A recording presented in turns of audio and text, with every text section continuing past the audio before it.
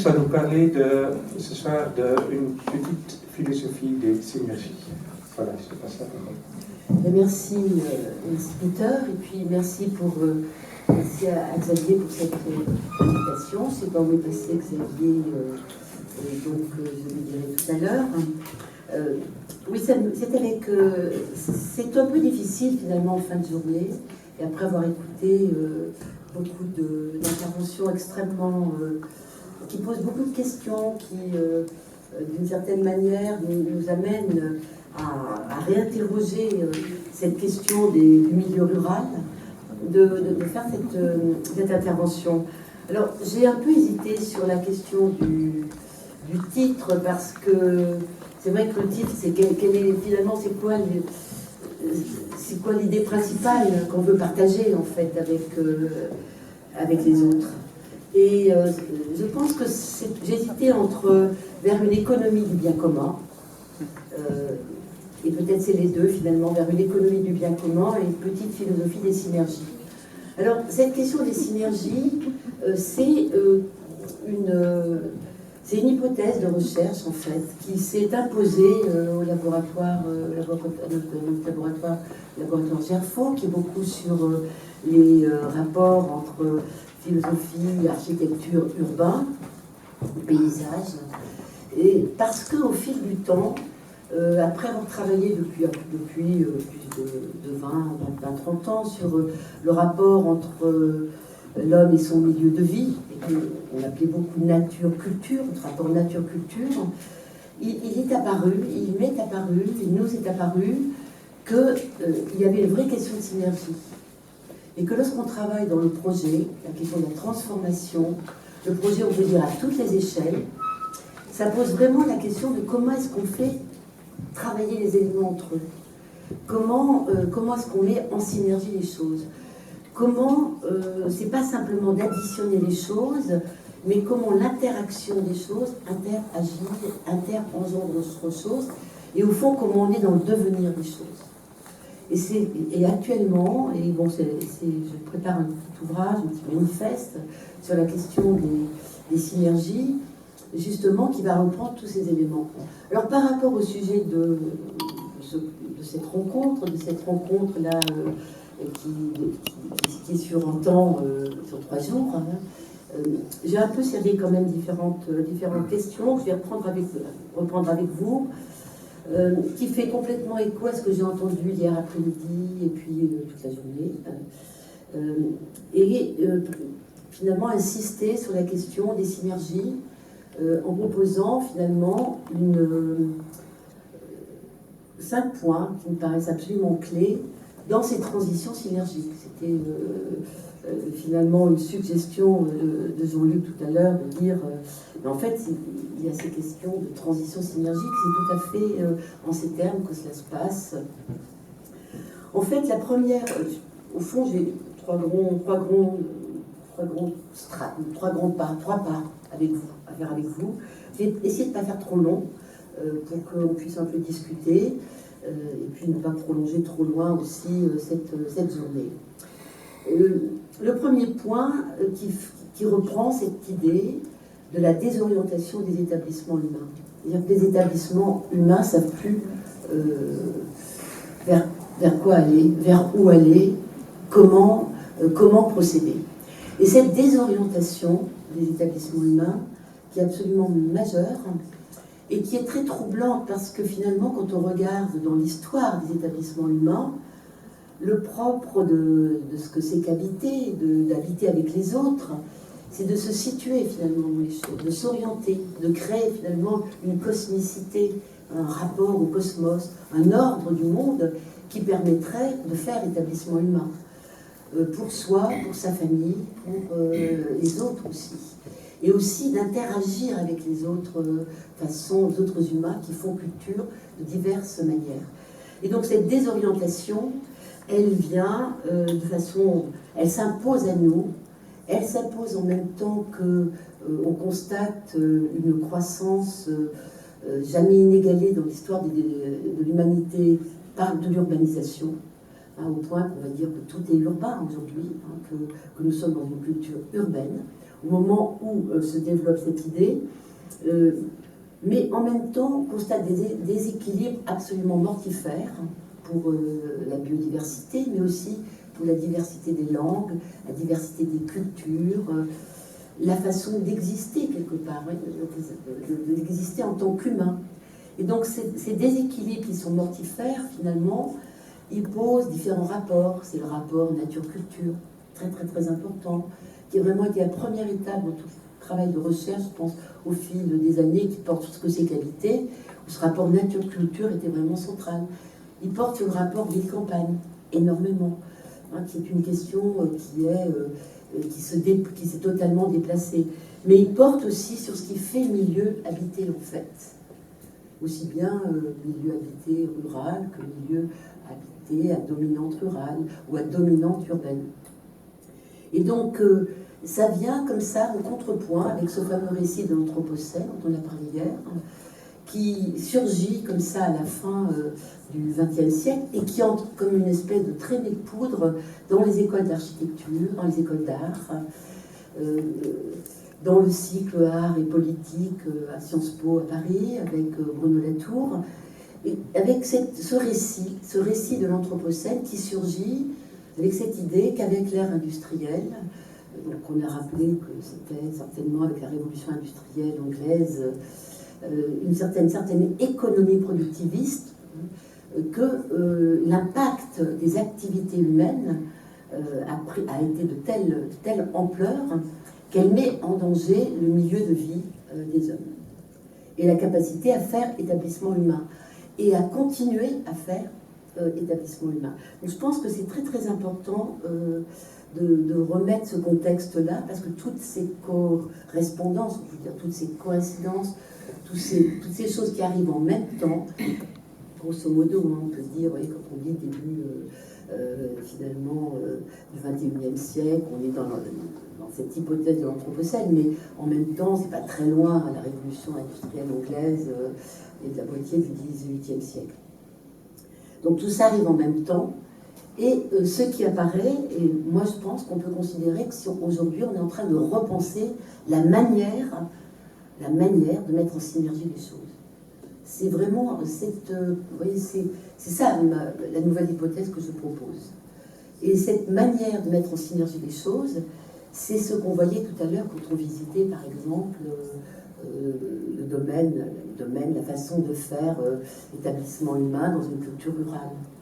C'est-à-dire, il y a une manière de faire.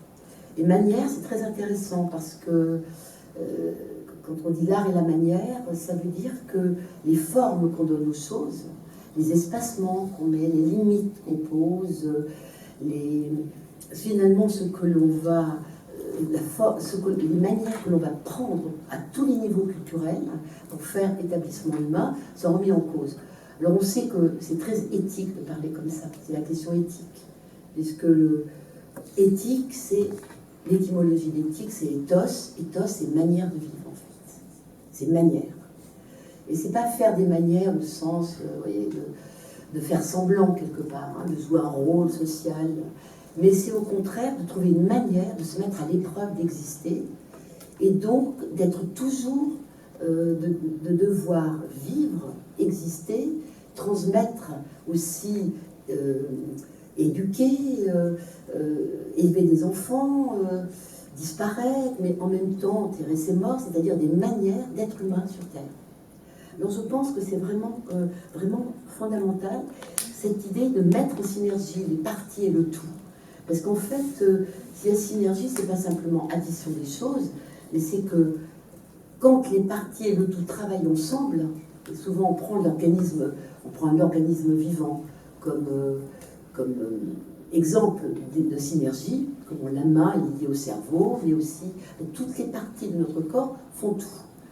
Mais on se dit que la manière d'habiter et de connaître la Terre aujourd'hui, la rencontre que l'on a avec la Terre, c'est de réaliser à quel point toutes les cultures cherchent des formes de synergie, où tout est lié. Ce n'est jamais un hasard la façon dont on élève un enfant, dont on enterre ses morts, dont on se nourrit, dont on se représente le monde. C'est pas du tout quelque chose d'anecdotique. C'est lié, tout est lié.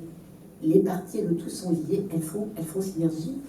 Et donc, cela implique, d'une certaine manière, de se dire, mais aujourd'hui, comment est-ce qu'on fait? Comment on met en synergie le local et le global? Grande question. C'est Virilio qui disait que lui, il adorait le glocal, mélanger le global et le local, pour dire que ça ne faisait qu'un. Et je pense que c'est fondamental. C'est une question majeure dans les synergies en milieu rural et en milieu urbain. C'est la question, finalement, des synergies entre le rural et l'urbain. Parce qu'aujourd'hui, on parle beaucoup du paysage, parce que le paysage, quelque part, travaille à une échelle qui est une échelle qui est beaucoup plus géographique, climatique, productive aussi, et qui donc renvoie à ces synergies. Mais c'est aussi, on a dit très brièvement, mais certainement un thème très très important, qui entre comme ça, quelque part en force au XXe siècle, la deuxième moitié du XXe siècle, et au XXIe siècle, sur le rapport entre le masculin et le féminin. Et le livre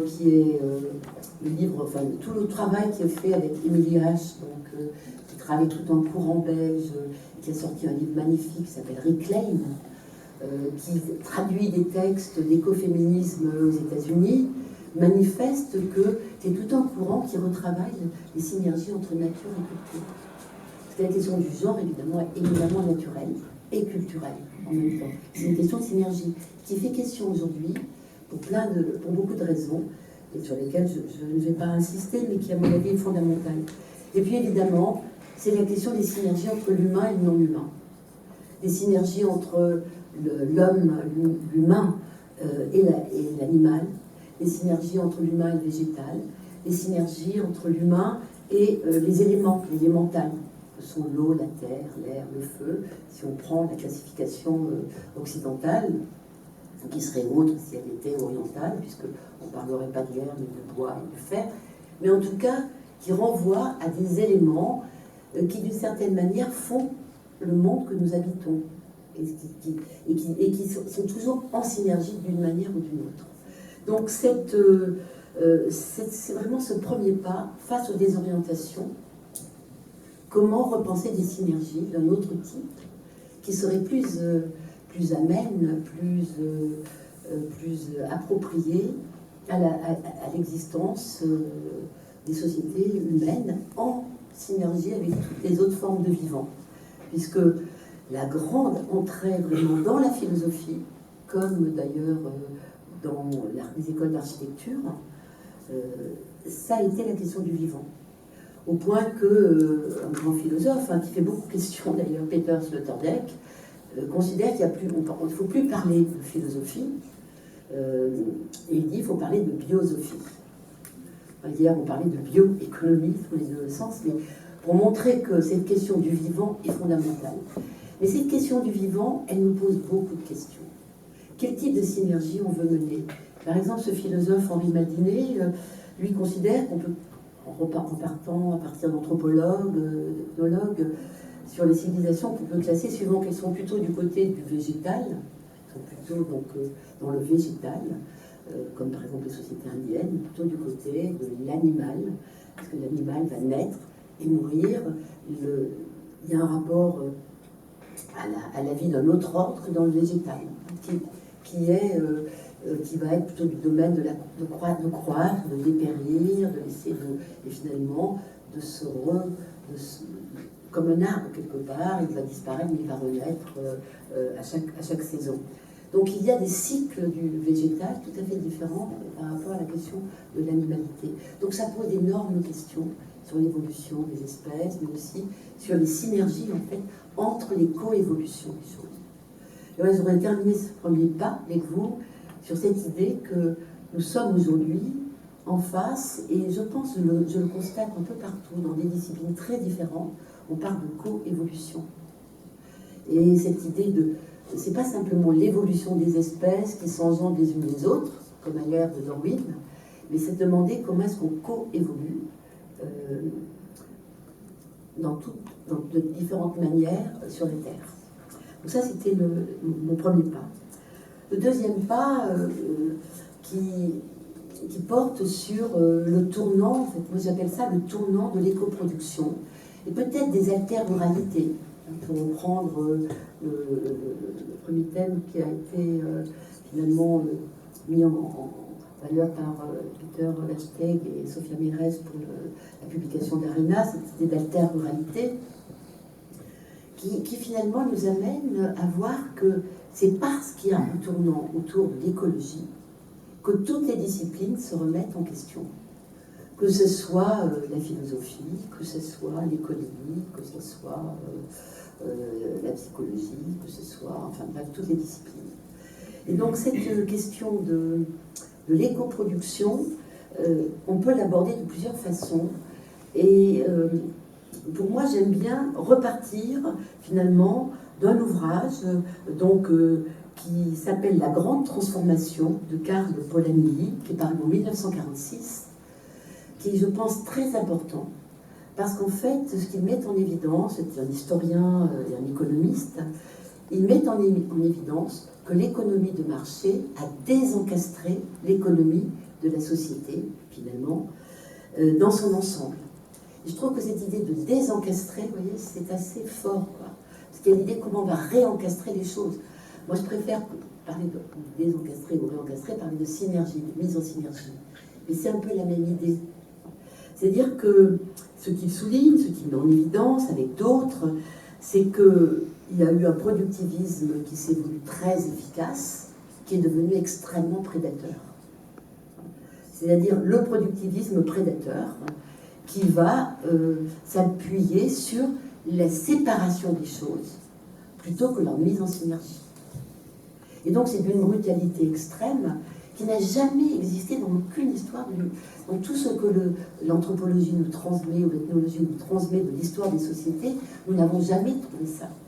Puisque toutes les sociétés n'ont cherché qu'à construire des mises en relation de la partie par rapport au tout. C'est comment le tout et la partie fonctionnent ensemble. Et donc comment l'économie, elle est arrivée finalement à viser une exploitation sans limite. Et cette idée d'une croissance sans limite, d'une exploitation sans limite qu'évoquait Geneviève Azam, et qui est pour moi absolument centrale en philosophie, je travaille beaucoup la question de la limite. Parce que dans la tradition, par exemple, grecque, de quoi se méfiaient finalement les philosophes anciens de la Grèce antique et de l'agora et de la démocratie? C'était de l'hubris, en fait, de la démesure. Donc, cette idée profonde de la limite, qui a été pensée, largement pensée en philosophie, notamment par Heidegger, texte magnifique sur la limite qui est à la fois la fin de quelque chose, mais aussi le passage entre les choses, mais aussi le moment où quelque chose d'autre est finalement en train de s'ouvrir. Donc la limite qui n'est pas la fin de quelque chose, mais au contraire une mise en relation avec d'autres choses. Donc, pour moi qui travaille, qui fait le choix de travailler dans les écoles d'architecture et d'abandonner l'université, ce qui est assez rare, parce que c'est un peu l'inverse, rejoindre l'université, j'ai découvert très vite que dans la tradition architecturale, on travaille sur la question des limites et des mesures, et des espacements. C'est la façon dont on fait quelque part architecture. Eh bien, là, il est certain que dans ce productivisme prédateur, dans cette économie désencastrée ou désynergisée, eh bien, c'est qu'elle est démesurée. Elle est démesurée. C'est une ogresse qui, en fait, se nourrit de tout et qui n'a pas d'autre objectif que le profit, comme est devenu la valeur numéro un. C'est vrai que c'est la valeur d'un productivisme sans limite qui est mise en question aujourd'hui. Et le tournant de l'écoproduction, au-delà même de la question de la limite et de l'hubris et de la peur de la démesure humaine, qui peut apporter des catastrophes, parce que c'est ça l'idée de tous les récits en fait de l'Antiquité, qu'ils soient mythologiques ou qu'ils soient philosophiques, c'est que la démesure humaine, et que l'humain est tenté par la démesure. et que cette démesure, elle est catastrophique, puisqu'elle est quelque part la fin d'une société humaine, et d'une cité, et d'une police, d'une politique. Et donc, cette question-là, elle vient et elle s'impose finalement grâce aux sciences de l'écologie. Donc avec Thierry Bacot, on avait proposé un ouvrage collectif, parce que nous on travaille beaucoup sur la question du collectif, production collective, parce qu'on pense que l'intérêt c'est vraiment de travailler ensemble, de coproduire ensemble, de co-penser ensemble, de co-concevoir ensemble, et travailler sur la question de philosophie, enfin de environnement et milieu quelque part, milieu habité. Parce que les sciences de l'écologie, elles nous apprennent beaucoup de choses, puisqu'elles nous apprennent en fait les interactions, les interengendrements. Elles nous apprennent comment les choses sont interreliées, indissociablement liées, qu'on le veuille ou pas. Donc elles sont en synergie. Il y a des synergies heureuses et des synergies malheureuses. Parce que toutes les synergies ne sont pas, évidemment, productrices de biens communs pour l'humanité. Et donc c'est cette question, finalement, des sciences écologiques qui vont inspirer aussi des penseurs. Donc pour nous, on s'est beaucoup appuyé, on continue à s'appuyer beaucoup dans le laboratoire, dans les thèses que l'on fait, dans les ouvrages qu'on produit, par exemple, ressources urbaines latentes, bien recycler l'urbain, sur un petit ouvrage de rien du tout, qui pour moi a été déterminant, le petit ouvrage en pages de Félix Guattari, Les trois écologies, puisqu'en fait c'est un des rares ouvrages sur l'écologie qui met en évidence qu'il faut lier non seulement le social et l'environnemental, et dans le social on inclut évidemment l'économique et le culturel, mais aussi le mental. Le mental, c'est-à-dire la façon dont on voit les choses, dont on se représente le monde. Le mental, c'est-à-dire les subjectivités, la façon dont un individu, tel qu'il est constitué, il a le pouvoir, il a la capacité, il a le devoir, quelque part, il est condamné, dirait Merleau-Ponty, à faire sens avec les choses. Et aussi, quand il est humain, à partager ce sens avec l'autre. C'est pour ça que Félix Guattari, qui était un résistant, qui a fait alliance avec, qui s'est mis en synergie, on peut dire avec Deleuze, ils ont publié des ouvrages, les plateaux par exemple, on parle beaucoup dans les écoles d'architecture. Ils se sont mis en synergie pour justement retravailler ces questions de subjectivité et d'intersubjectivité comme un pouvoir émancipateur extrêmement important, comme un pouvoir de résistance à des systèmes qui est extrêmement aliénant et enfermant. C'est désencastrer les esprits quelque part et remettre l'esprit en synergie avec le tout. Ce que l'on éprouve tous à certains moments dans notre vie, c'est ce que l'on recherche dans le rapport poétique. C'est ce que j'ai trouvé moi personnellement avec des architectes artistes, c'est-à-dire des architectes qui se mettent au service quelque part de l'humanité pour essayer de trouver des formes qui permettraient d'habiter de façon harmonieuse les choses. Et donc c'est ces questions-là qui sont très importantes. Et c'est pour ça que, pour moi, dès le départ, j'avais été invité par Peter Versteeg, par exemple, à Fribourg, j'avais insisté sur l'importance des représentations. Parce que c'est vrai qu'en philosophie, on se pose la question comment est-ce qu'on se représente le monde. Et faire monde, c'est se représenter le monde, c'est pas simplement le transformer. On le transforme parce que, d'une certaine manière, parce qu'on a une certaine manière de se représenter. Et il y a une vraie crise, une vraie désorientation aussi.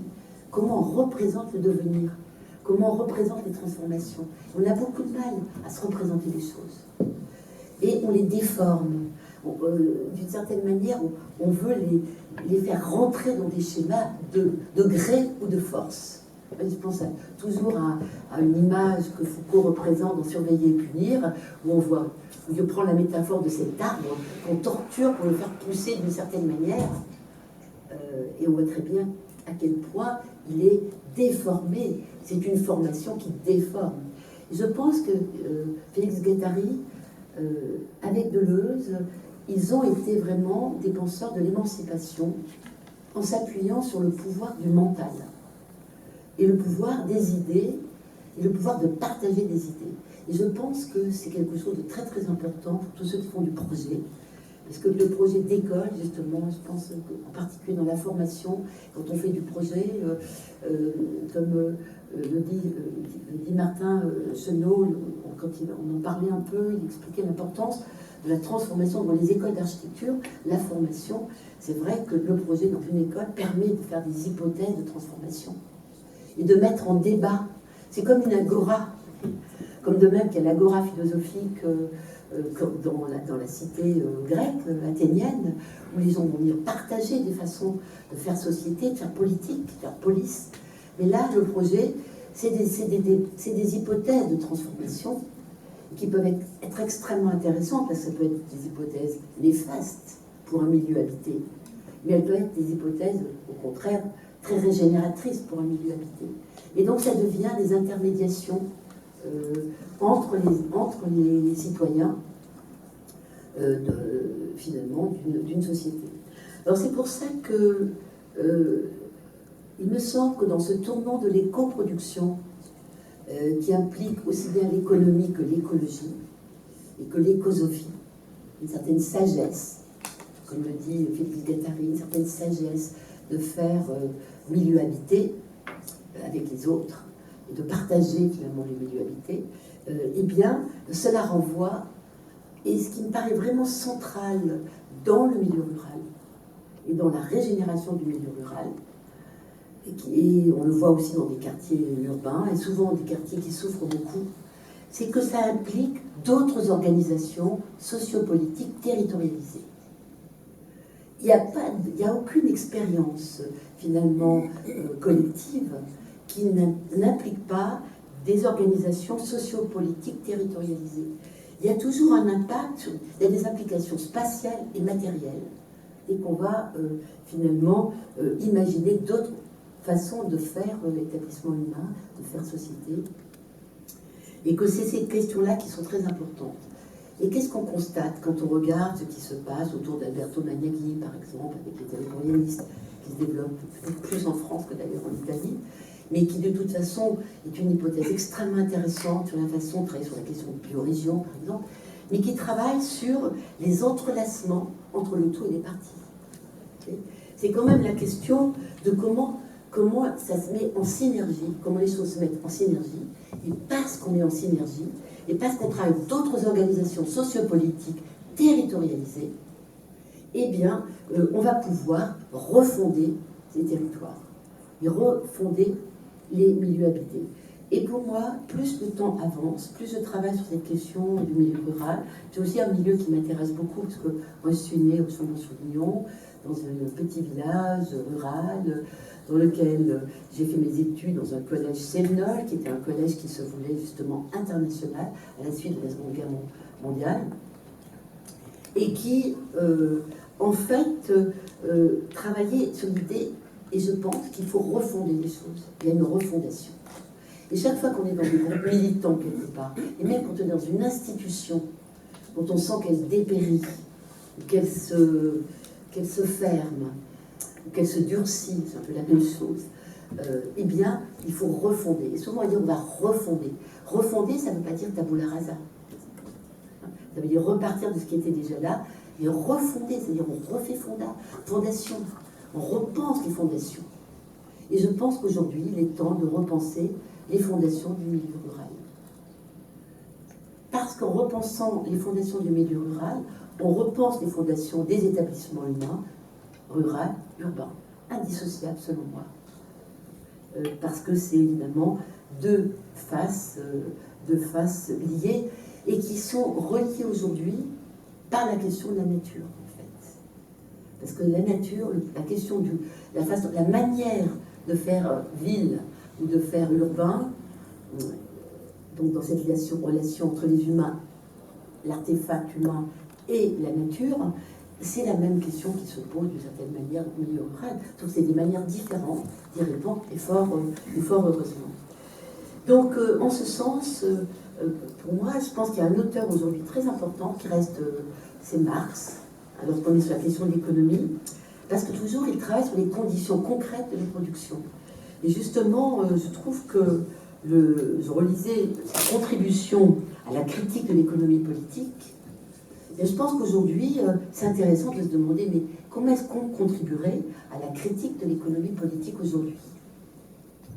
Et je pense que par rapport à la critique de l'économie politique que Marx nous a donné, extrêmement important, qui se retravaille sur des textes très fondateurs, justement pour une remise en question d'une économie aliénante, pour voir comment est-ce qu'on pourrait avoir une économie qui ne serait pas aliénante et qui serait au contraire émancipatrice.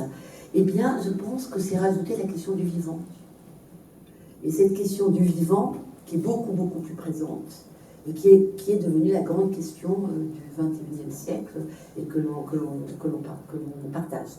Alors je trouve que, vous voyez, si on reprend Marx, par exemple, qui donc, à la fin du XIXe siècle, va produire ces fameux textes, puisque la contribution à la critique de l'économie politique, ça date de 1857, donc c'est pas très vieux, eh bien, il va quand même montrer que finalement, on travaillera toujours sur un schéma ternaire qui va comporter le sujet de la production.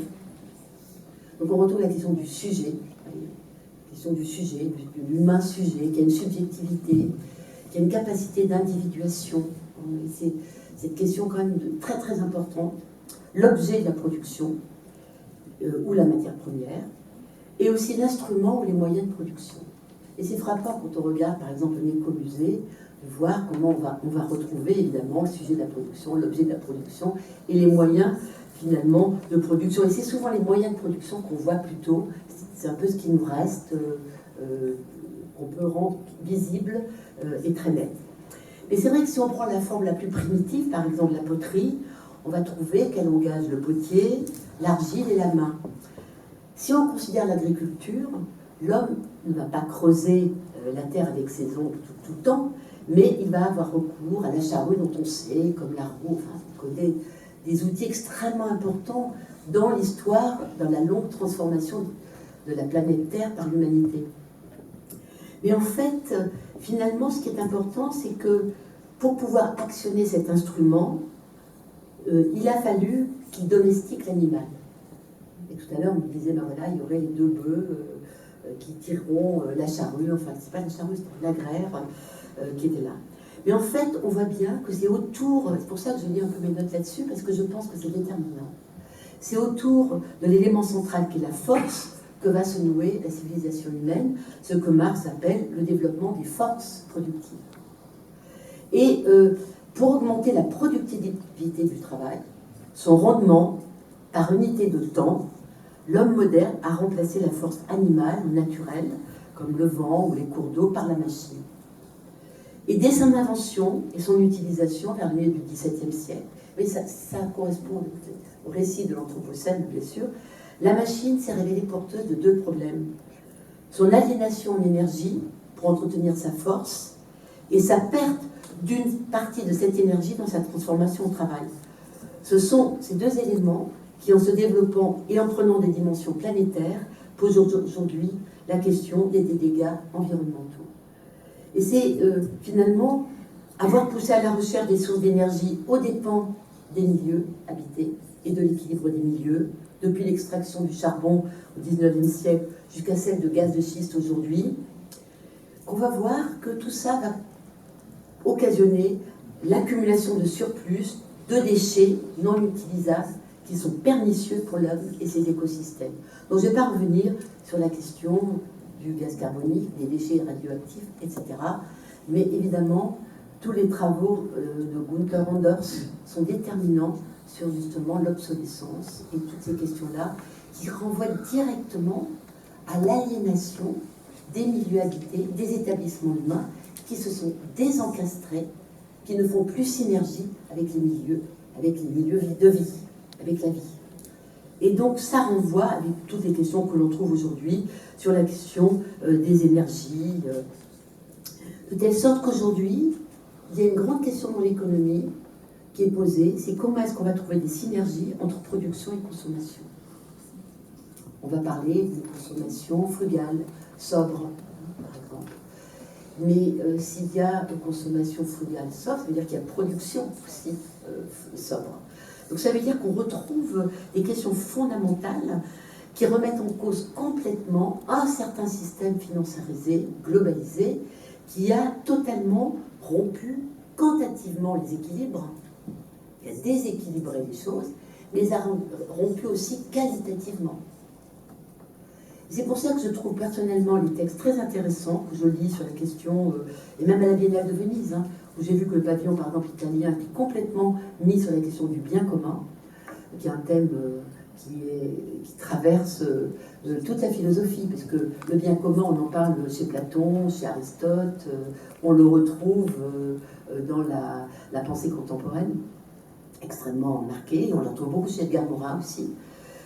Cette question-là, elle nous amène à demander comment est-ce qu'on va faire pour ne pas gaspiller et exclure.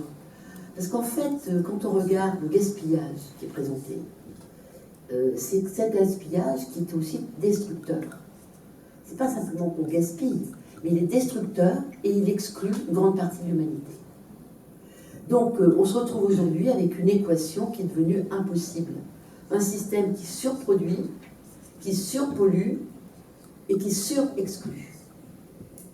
Donc c'est pour ça qu'on est au pied du mur, qu'on est, je pense, et c'est pour ça que le récit de l'Anthropocène a pris, puisqu'il met en évidence objectivement la capacité de transformation des milieux extrêmement puissante par les technosciences associées à un système économique prédateur. Moi j'aime bien parler d'un système économique prédateur par opposition à un système économique qui aurait le souci du bien commun et la capacité de travailler pour le bien commun. De telle sorte que les questions qui sont posées, elles renvoient, et je vais bientôt aborder la question d'une synergie, hein, c'est une hypothèse de travail que je vous soumets, mais évidemment les questions qui sont posées, ce que j'ai trouvé extrêmement intéressant hier et aujourd'hui, c'est de voir qu'on travaillait à la fois comment est-ce qu'on pose des questions, comme en philosophie. En philosophie, on ne fait que questionner, pas beaucoup à répondre, et si ce n'est qu'évoquer d'autres hypothèses, de questionnement, ou d'autres façons de déplacer la question. Parce que moi, j'essaie de déplacer la question du côté des synergies. Mais c'est aussi le fait qu'il y a des façons de faire, des manières de faire. Et on a eu beaucoup d'expériences où les gens montrent des façons de faire, où ils s'auto-organisent, où ils font des structures qui vont permettre de faire autrement. Alors, pour moi, il me semble que les grands chantiers qui s'ouvrent à nous, c'est les transformations des héritages dissociés. Parce qu'en fait, on est héritier de ce monde moderne. Nous sommes héritiers de ce monde moderne. Donc, nous ne pouvons pas reprocher à une certaine modernité de fonctionner par tabula rasa et faire la même chose. Donc, comment est-ce qu'on se met en synergie avec cet héritage-là, qui est un héritage moderne, qui a dissocié les cultures entre elles, incontestablement, qui a renforcé les dissociations, mais qui a dissocié le rapport entre humain et non humain, qui est devenu, qui aujourd'hui crève les yeux. Disons, c'est impossible pour continuer comme ça. Et c'est certain que quand il y a la refondation du rural, c'est parce que ça réintroduit le rapport homme-animal de façon majeure, pas simplement le petit animal de compagnie, mais l'animal qui fait partie d'un cycle de vie et de production. Cela renvoie aux entrelacements des échelles, comme toute cette rencontre est mise sous, de façon très, très forte, je trouve, hein, entre le macro, le méso, les échelles intermédiaires. Je pense à Bernard Eichel, par exemple, qui est toujours en train de dire il faut travailler les échelles intermédiaires qui permettent de faire travailler ensemble le macro et le micro. Comment est-ce qu'on travaille ces fameuses échelles, l'entrelacement des échelles sur lesquelles on a beaucoup travaillé à Clermont-Ferrand avec Frédéric Bonnet et puis d'autres, sur la question de l'entrelacement des échelles qui suppose de faire du projet en relation avec le paysage et en relation avec finalement des échelles d'usage extrêmement précises aussi, des manières d'exister et de vivre avec les autres et d'habiter. De telle sorte que ça implique les campagnes, les villes, mais aussi les métropoles, les régions, évidemment la globalisation. Donc ça, c'est ça l'entrelacement des échelles. Et puis, c'est toutes les co-adaptations. Ce que je pense, c'est pas pareil de parler d'adaptation et de co-adaptation. Parce qu'en fait, on ne fait que se co-adapter. Bon, moi, je suis membre du conseil scientifique d'Europan, qui est un concours pour les architectes et les paysagistes de moins de 40 ans. Il n'y a pas longtemps que les paysagistes ont été invités à participer à ce concours. Et c'est vrai que c'est un des thèmes qui a été posé sur l'adaptation, l'architecture qui s'adapte d'une certaine manière. Évidemment, c'est en référence avec les changements climatiques, c'est en référence avec les grandes questions planétaires. Mais c'est aussi en référence à la grande misère, en fait, et aux grandes migrations, hein, qui sont aujourd'hui des questions majeures pour je pense, pour tous ceux qui travaillent la transformation des territoires. C'est pour ça que je pense qu'aujourd'hui, dans les co-adaptations, si on prend les économies urbaines et rurales, c'est quand même assez intéressant de voir que, quelque part, dans l'urbain comme dans le rural, dans les économies urbaines et rurales, on parle de production maraîchère.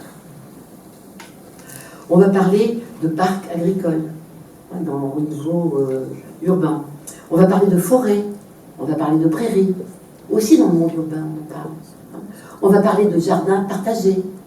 On va parler de permaculture, de circuits courts, de ménagement de l'eau, de ménagement des sols, de recyclage, d'énergie plurielle, de mobilité active, douce. Moi, je préfère dire active, comme Aclaé Desgros, qui travaille beaucoup là-dessus pour montrer que quand on marche, qu'on fait du vélo, eh bien c'est bon pour la santé. Et que c'est actif, c'est pas simplement doux. Hein. Mais aussi des limites entre l'utilisation des terres fertiles ou pas. C'est des questions qui sont rurales et urbaines. Et c'est des questions qu'on trouve dans le milieu urbain et au milieu rural. C'est quand même assez intéressant de constater que cette transformation d'autres formes économiques, d'autres structurations territoriales et sociopolitiques sont des situations qui sont motivantes, qui permettent d'imaginer d'autres façons de faire projet et qui motivent beaucoup les étudiants. Nous, on s'en rend compte à l'école spéciale d'architecture, mais je pense qu'on s'en rend compte aussi dans toutes les écoles d'architecture.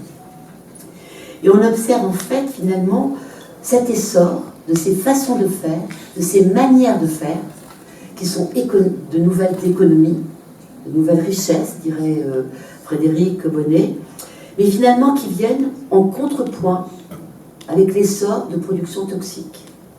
Parce qu'il y a des productions dominantes toxiques, et il y a en contrepoint, comme une sorte de résistance, mais aussi au-delà même de résistance créatrice, je dirais, de résistance et création, c'est-à-dire pas simplement dénoncer les choses, mais faire autrement, d'autres manières. Et donc finalement, c'est un renversement de paradigme, mais profondément, c'est un renversement des systèmes de valeurs. Parce qu'en fait, qu'est-ce qui fait agir les humains? C'est les valeurs. Et moi, j'ai toujours rêvé, et ça n'a pas marché, c'était un projet qui n'a pas abouti, ça a été de regarder quelles sont, lorsqu'il y a par exemple les biennales d'architecture et de paysage ou d'art, quelles sont les valeurs mobilisées par ceux qui font de la transformation artistique ou paysagère ou urbaine ou rurale. Quelles sont les valeurs mobilisées? Je pense que ce serait très intéressant de repérer les transformations, les déplacements de valeurs qui sont en jeu, qui renvoient plus qu'à des représentations pour essayer de représenter les choses, qu'on se bat pour ça dans les écoles d'architecture, hein, et de paysage c'est pareil, mais c'est les valeurs qu'on mobilise. Et les valeurs sont très très différentes. Si je regarde les valeurs qui étaient mobilisées dans les années, finalement on dans les années 80 dans les écoles d'architecture, c'est des valeurs qui sont quand même s'il y a eu les années 60, même si j'appartenais à la génération des années 68, même si tout ça était quand même présent en arrière-plan, c'était quand même l'idée d'être gagnant. Alors c'est vrai que c'était gagnant-gagnant, la méthode américaine, mais c'est comme si dit qu'on va gagner, qu'on va croître, qu'on va se développer. C'est quand même quelque chose, une valeur de réussite individuelle qui prédominait largement. Ce n'est pas du tout le cas aujourd'hui. Il n'y a qu'à regarder tous les collectifs qui se développent, pas simplement comme par exemple nous, par exemple dans le réseau philo, on développe des collectifs, on essaie de voir est-ce qu'on peut faire de la philo en collectif, philo-archi collectif. Mais si on regarde par exemple le pavillon français dont nous parlait Frédéric Bonnet, et il a expliqué qu'ils avaient fait une équipe collective pour la France, ce qui n'était pas le cas des autres pavillons. Et cette idée, et on voit beaucoup de jeunes, Bran, etc., encore eux, etc., enfin beaucoup de collectifs, Mathia Andrélis ou autres, des collectifs qui travaillent directement dans la transformation des choses, en projet, d'une autre manière, en synergie. Pour moi, ils rentrent dans les dispositifs synergiques pour faire projet. Bon, je n'ai pas suivi mes notes, donc ça ne sert à rien, mais de toute façon, le temps passe, et j'ai dit que je ne ferais pas l'autre. Alors, je trouve que ça vaudrait la peine de s'arrêter vraiment sur la question de pourquoi est-ce que le film Demain a eu un tel essor? Pourquoi on a continué à le faire tourner? Pourquoi? Ça dit quelque chose quand même.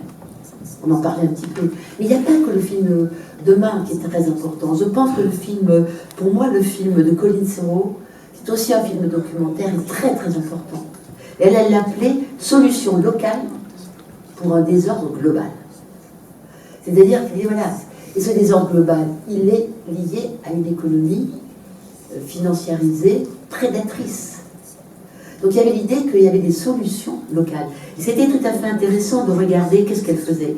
Elle mettait l'accent sur des alternatives possibles, mais elle regardait quoi? Qu'il y avait des auto-organisations solidaires de production, et notamment agricoles. Parce que cette question de l'agriculture, c'est une question centrale des sociétés humaines, depuis toujours. Et donc c'était intéressant. Pourquoi? Parce qu'elles étaient à même de combattre les dégâts occasionnés par, finalement, une façon de faire, des manières qui avaient maltraité la terre. Et donc c'était les paysans sans terre du Brésil, c'était Claude et Lydia Bourguignon, des agronomes qui travaillent sur des analyses microbiologiques des sols. C'était Coco Pelli en Inde, c'était Anthony Hess en Ukraine, c'est Pierre Rabhi en France, avec ses colibris. J'ai vu hier qu'il y avait l'association Keton Acro, écologue, fondateur d'une association, mais qui aussi inspire confiance parce qu'il est capable de faire ce qu'il enseigne. C'est-à-dire, il n'est pas simplement en train de dire, mais il fait. Et donc, du coup, il s'est transformé, il s'est cultivé les choses. Et donc, quand il parle, oui, on retrouve cette idée que faire et former, c'est lié, quoi. Il faut faire.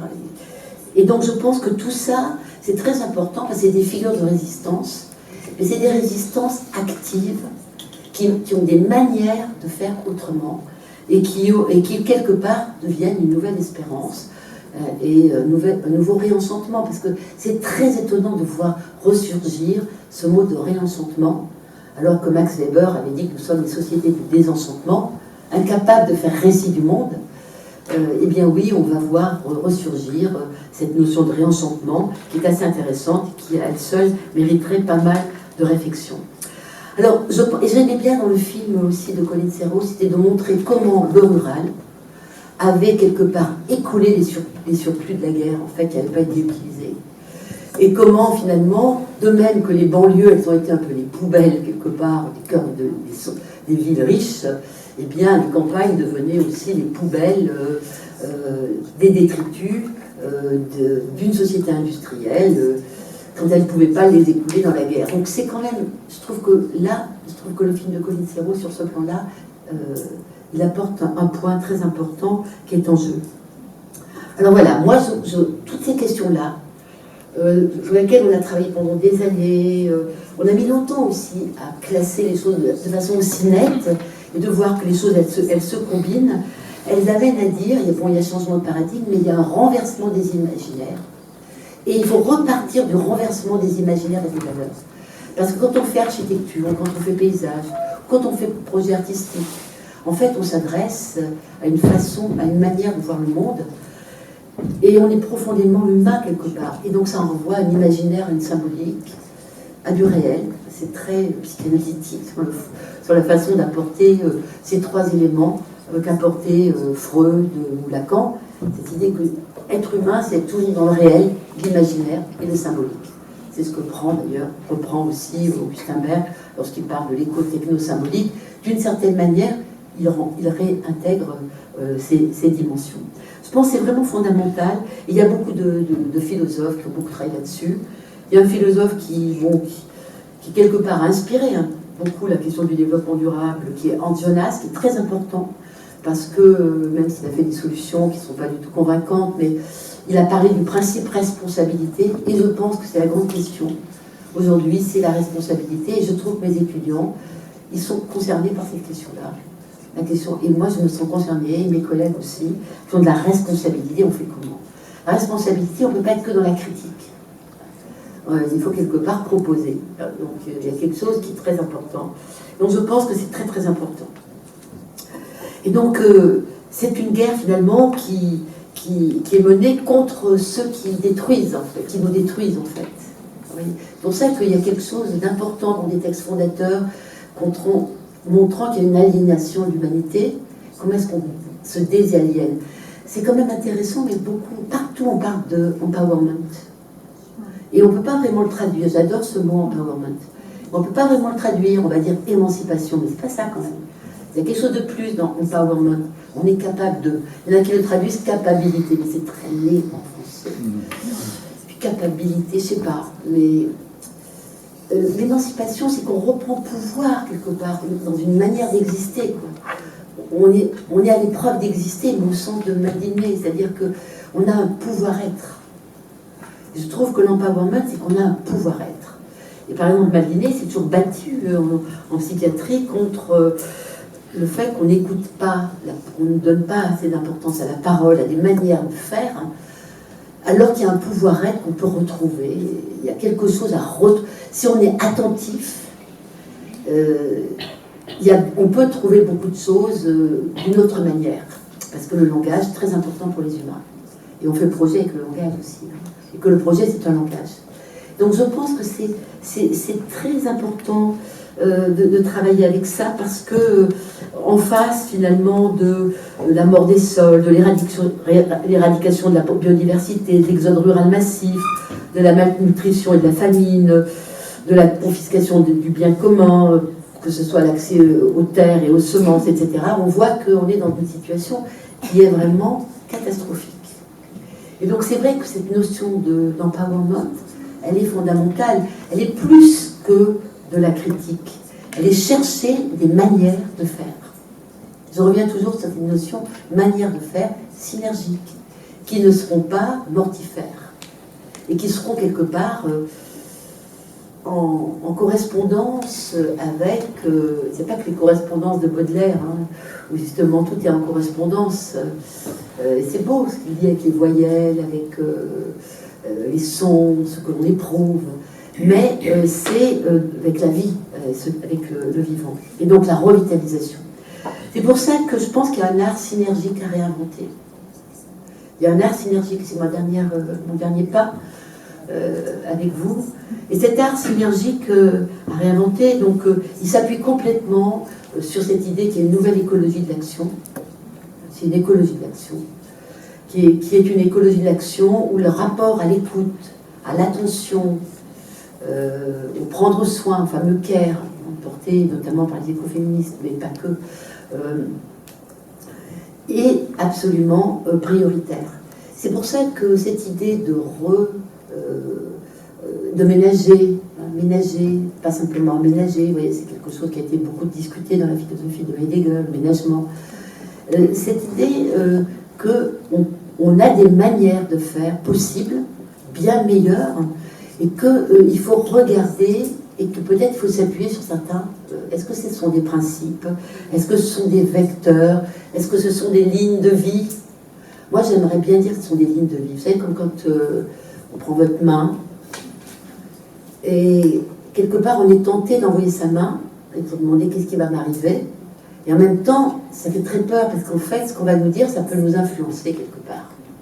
Et c'est un drôle de chose, ce rapport avec la magie, qui ressort énormément. C'est pas Simondon qui parle de la magie. ces derniers livres de Edgar Morin, magnifique livre sur connaissance, ignorance, mystère. Le dernier livre de Morin, qui est très âgé, il a plus de 90 ans, son dernier livre, j'espère que ce ne sera pas le dernier, mais celui qu'il a publié, c'est Connaissance, alors que c'est le fondateur de la méthode, de ce rapport justement nature-culture, rapport à la vie. Il met connaissance, ignorance avec un grand I, et mystère. Et je trouve que ça donne bien l'équation du projet dans les écoles d'architecture. Et dans le projet, je pense d'ailleurs, de formation, et dans le projet d'accompagnement clinique. Parce que moi, j'ai le diplôme de psychologue dans une vie antérieure. Et je pense que cet accompagnement clinique sera basé sur aussi beaucoup d'inconnaissance. Donc il y a une reconnaissance des choses. Cette idée de la reconnaissance, très importante. C'est un thème important pour, justement, c'est pas simplement connaître, c'est reconnaître. Et c'est l'inverse, reconnaître, de méconnaître. Et c'est Paul Ricoeur qui a écrit des pages très importantes sur la notion de la reconnaissance, en disant que nous sommes malades, d'une société malade, parce que nous sommes incapables de reconnaître les choses. Et c'est vrai qu'il y a une grande plainte en psychologie, tout le monde se plaint de ne pas être reconnu. Moi, je connais des gens très reconnus qui disent qu'ils ne sont pas assez reconnus. Et la reconnaissance, c'est très important. Et est-ce qu'il y a une hiérarchie? Est-ce qu'il faut reconnaître que les gens puissants? Ou est-ce qu'il y a une reconnaissance de tout un chacun, avec de toute forme de vie? Et je pense que cette question de reconnaissance, vous voyez, c'est un changement de valeur. Est-ce qu'on est capable de reconnaître? Pas simplement de méconnaître ou de connaître, mais bien que la connaissance soit très très importante. C'est pour ça que c'est toute une nouvelle écologie. Stigler en parle beaucoup. Stigler qui travaille beaucoup sur le numérique, qui travaille en ce moment avec Brauzek sur Pleine Commune et qui sont en train de retravailler sur essayer de voir si on peut susciter, favoriser des synergies entre les territoires et des projets. Je pense que c'est intéressant. Alors moi, je propose 5 lignes de vie transitionnelles synergiques. 5 lignes de vie. Parce que c'est des lignes de vie pour les sociétés humaines. Première ligne de vie, c'est celle de l'immersion et des co-rythmes. Mais co-rythmes au sens de rythme partagé. Vous voyez, c'est pas écho, mais co-rythme. Et c'est vraiment, pour moi, vraiment, c'est Gilles Clément qui, je pense, l'a vraiment, de façon très claire, pour les gens qui travaillent dans le projet, l'a dit clairement. Parce qu'en fait, il a notamment dans un ouvrage, dans les carnets du paysage, la numéro 19, Écologie à l'œuvre. Alors chaque fois je le cite parce que je pense qu'il est très important. Il s'appelle L'alternative ambiante. Je trouve que c'est un texte mal écrit, un peu biscornu, mais super bien. Vraiment super bien. Et moi, mes étudiants, quand ils le lisent, ils sont contents. Et moi, quand je l'ai lu, je suis contente. Et je pense que ça nous aide à dire... Il dit très simplement, par exemple, il dit, il faut s'immerger, s'accepter comme être de nature, réviser sa position dans l'univers, ne plus se placer au-dessus ou au centre, mais dedans et avec. Voilà. Donc voilà, dedans et avec. Ce qui n'est pas du tout le cas de toute une tradition d'artifice culturel. Et il en appelle à quoi? Et c'est vrai que c'est les paysagistes qui ont beaucoup apporté aux écoles d'architecture, parce que je pense qu'ils ont... Je me rappelle Philippe Madet qui me disait toujours, mais attends, arrête, c'est la nature, c'est d'abord le vivant. Et c'est vrai que moi, je n'étais pas tout de suite là-dessus, même si dans le mot nature, vous voyez le mot nature, en latin, natura, ça vient de justement ce qui est en train de naître. Natura.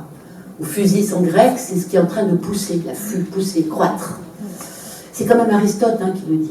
Et c'est dans la physique d'Aristote qu'on le trouve. Petite ligne de rien du tout. C'est pas mal. La philosophie, des fois, nous aide à penser, à dire clairement en un mot ce qu'il en est. Et justement, Aristote, quand il dit ça, c'est pas mal quand même. Croître, pousser, c'est ça, la nature. Et donc, il en appelle à une culture du vivant, à une culture de l'in situ et de l'expérience. Et il dit, je cite Gilles Clément, se rendre à l'évidence, s'il existe une possibilité pour l'homme de s'accommoder des complexités écologiques en vue d'assurer sa propre pérennité sur la planète, cela se fera dans les plus empiriques, les expériences de terrain, au coup par coup, et non à partir d'un arsenal de textes policiers contradictoires qui est parfois dangereux, issus de la pensée technocratique dirigeante.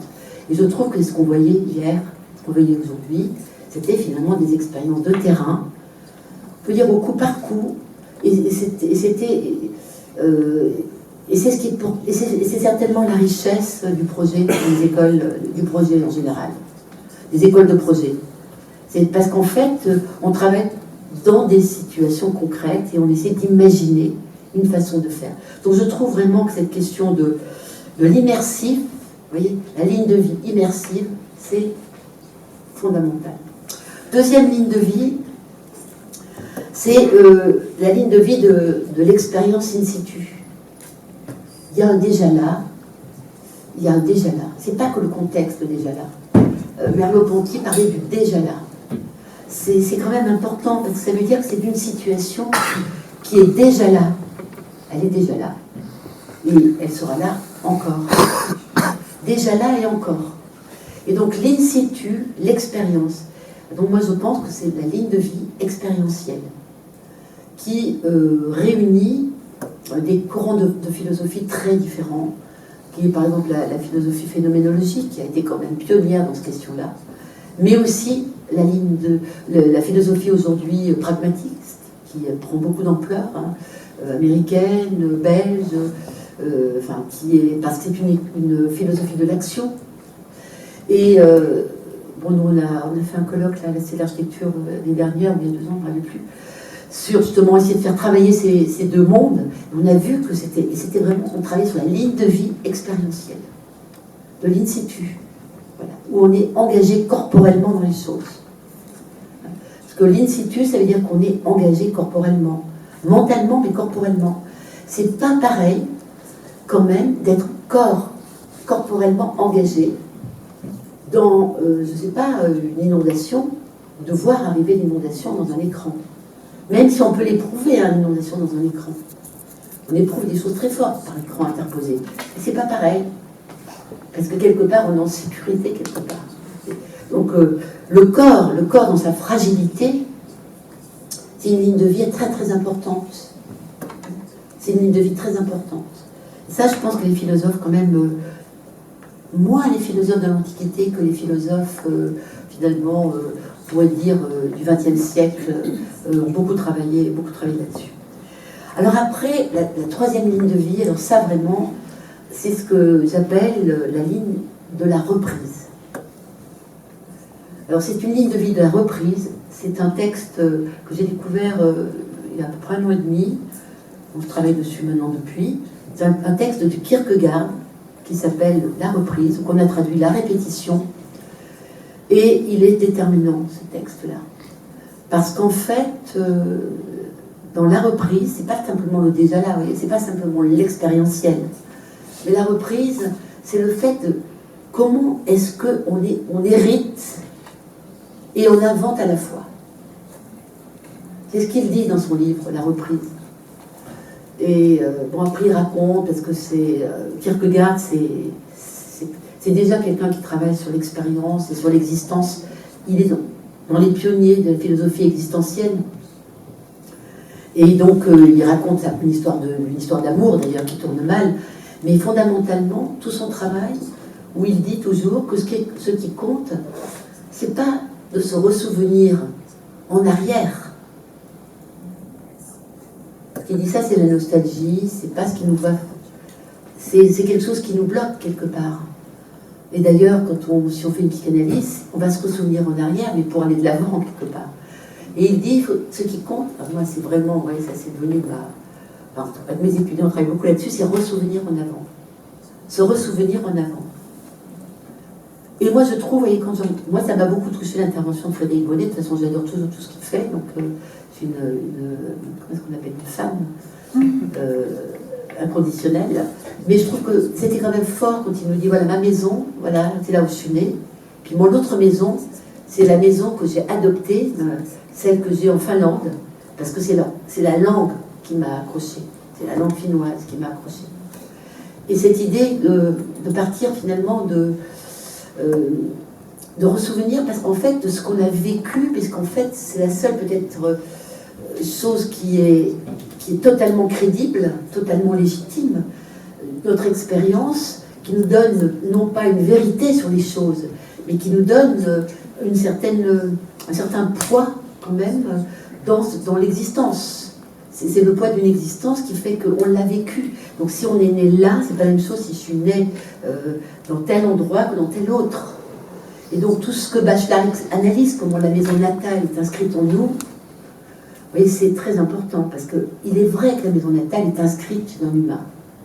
C'est un état de fait. Donc ça veut dire qu'on est profondément, on habite et on cohabite avec une mémoire affective. On est attaché, il y a un attachement affectif. Et le ressouvenir en avant, c'est la prise au sérieux de l'attachement, et de l'attachement affectif aux lieux, aux choses, aux êtres. Ça peut être des prisons à l'attachement aussi, mais en tout cas, il y a un attachement. C'est pour ça qu'il y a des mobilisations de populations, des mobilisations personnelles des fois, parce que justement, on est attaché à une valeur, ça fait valeur pour soi. Et ça fait valeur pour d'autres aussi. Mais oui, si ça fait valeur, c'est qu'il y a un attachement à une valeur. Par exemple, je pense qu'on est nombreux dans cet amphi à être attachés au fait qu'il n'y a plus d'esclavage. En droit, comme dirait Rousseau. Peut-être pas en fait. Parce que dans le contrat naturel, en droit, les hommes sont partout sous les fers et pourtant, en droit, ils sont nés libres et égaux. Donc ce texte de Kierkegaard est très important, à un moment où on est beaucoup sur la patrimonialisation, etc. Parce qu'en fait, il montre qu'on est toujours en train de travailler sur le même et l'autre.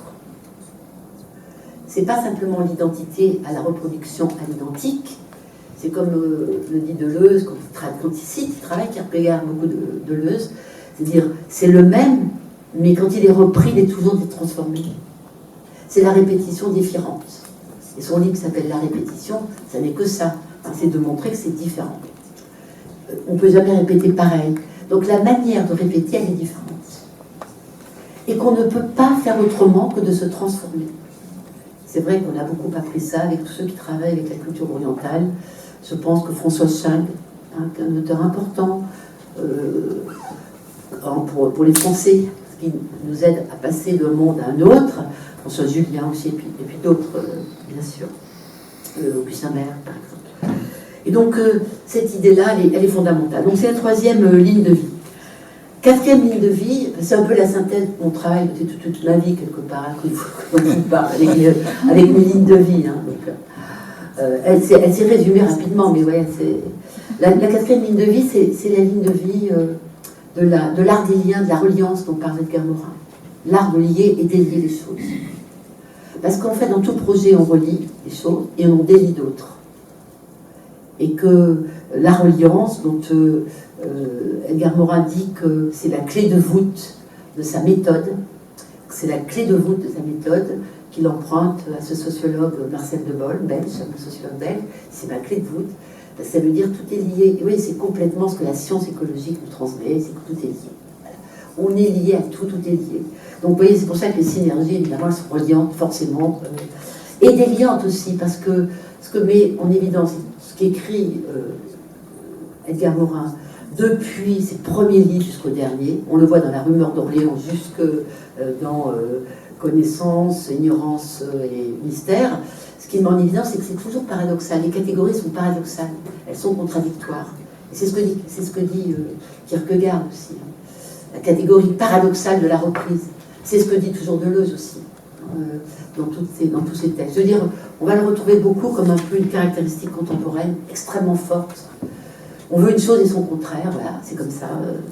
C'est un peu notre façon d'être contemporaine. Et donc, cette question des liens, elle pose la question du rapport aux temporalités. Cet attachement, comme le ressouvenir en avant, ça pose la question des temporalités, c'est-à-dire la question de la longue durée. Et quand on parle de l'anthropocène, c'est à très longue durée, puisqu'on parle de la Terre, des strates. On ne peut même pas savoir ce que ça veut dire. Moi, je n'ai jamais compris. Dès qu'on est sur des milliards et des millions, on ne peut pas l'éprouver. On peut le calculer. Ce n'est pas une chose que l'éprouver. Donc c'est assez invisible, mais en même temps, il n'y a que ça. Tout à l'heure, Sophia me montrait ce fameux triangle du sable, de la mer qui était venue dans ce triangle, de la longue durée, où le sable était là et après l'eau s'est retirée, mais on a un certain sol avec une certaine eau. C'est ce fameux sol géologique qui est évidemment déterminant aujourd'hui, dont on sait qu'il est fragile. Enfin voilà, je ne vais pas appesantir là-dessus parce que ça fait partie des choses sur lesquelles on travaille. Et cette ligne de vie sur l'art des liens pose la question des liens par rapport au temps, parce que l'art des liens, c'est jamais dans l'instantané simplement. C'est pas dans le présentisme simplement. Si on est lié, c'est parce qu'on est attaché avec le temps. Et qu'on le veuille ou pas, on ne peut pas se détacher comme ça. Ça n'existe pas. Ou quelqu'un qui n'a aucune capacité de s'attacher, de lien, c'est quelque chose d'assez effrayant. Il est très très malade dans l'interrelation. Et c'est pour ça qu'aujourd'hui, on travaille beaucoup dans l'empathie, par exemple. Il y a beaucoup de textes sur la question de l'empathie. Très important. Parce qu'il y a reconnaître, dans l'empathie. Oui, c'est des façons de faire, c'est pas du tout dominer, maîtriser, simplement. Parce qu'être empathique, c'est plus compliqué. C'est-à-dire, on est engagé. On est dans les synergies. L'empathie, c'est synergique. C'est pas dominant. Et puis, la dernière ligne de vie, mais il y en aurait d'autres à ajouter, mais celles qui, pour moi, sont imposées au fil du temps, celle qui s'impose, c'est finalement la ligne de vie collaborative. C'est la ligne de vie collaborative parce qu'au fond, c'est quand même... ça va plus que dans le participatif. C'est le dernier ouvrage, justement, de Richard... C'est pas le dernier ouvrage, mais c'est un des ouvrages de Richard Sennett qui s'appelle « Ensemble ». Éthique du collaboratif, du coopératif. Et lui, il revendique le mot de coopérer plutôt que collaborer, même si c'est un peu semblable quand même, mais coopérer. Et c'est vrai qu'il y a quelque chose d'intéressant dans coopératif, parce que dans le collaboratif, on partage le travail. Vous voyez, on est dans la synergie, dans le travail, le partage du travail. Que ce soit la conception, que ce soit la production, que ce soit le soin, la gestion, la transmission, etc. Mais dans le coopératif, il y a l'idée qu'on partage l'opus, l'œuvre. Parce que quand même, moi j'y tiens, cette question de l'œuvre humaine. Moi je suis je lis beaucoup Hannah Arendt. Et la condition de l'homme moderne, la question de l'œuvre, quand on travaille en archive, ou quand on travaille sur la question artistique, sur tout ce qui est dans la transformation, il y a quand même quelque chose de l'œuvre. Si on veut ménager des choses, si on veut les transmettre, ce qu'a bien montré Benjamin, c'est que, en fait, l'œuvre humaine, on va essayer de faire résister au temps. On va des fois garder une œuvre humaine. Elle ne va pas être recyclée comme les œuvres de la nature, le cycle de la nature.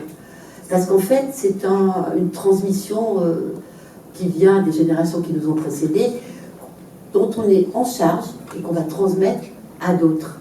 Et ça fabrique cette fameuse chaîne, vous voyez, cette fameuse chaîne, cette fameuse ligne de vie coopérative qui traverse les siècles et dont on est au pied du mur.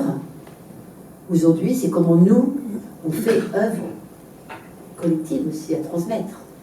Donc c'est pour ça que j'attache beaucoup d'importance à cette idée que dans le milieu rural, mais comme dans le milieu urbain, parce que je constate par exemple au pavillon de l'Arsenal, il y a une expo là-dessus, de quoi on va parler? Refonder, j'en ai déjà parlé, réparer,